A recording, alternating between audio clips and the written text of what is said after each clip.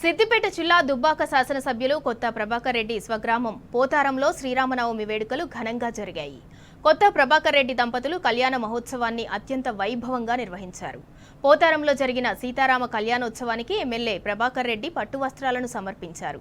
ప్రజలంతా సుఖ సంతోషాలతో ఉండి రైతులకు బాగా పంటలు పండించేలా ఆ భగవంతుని కృప ఉండాలని ఎమ్మెల్యే కొత్త ప్రభాకర్ రెడ్డి కాంక్షించారు.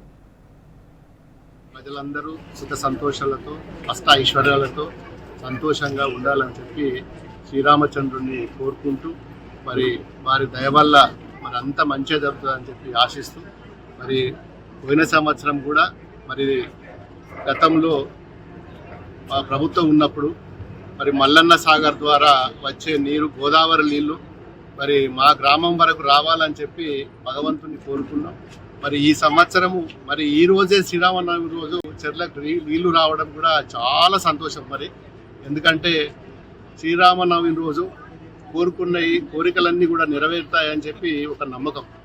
మరి అదేవిధంగా పోయిన శ్రీరామనవమి రోజు మరి గోదావరి పుష్కరాలకు సంబంధించిన గోదావరి నీరు మరి మా ఊరు పాదాల వరకు రావాలని చెప్పి భగవంతుని కోరుకున్నాం.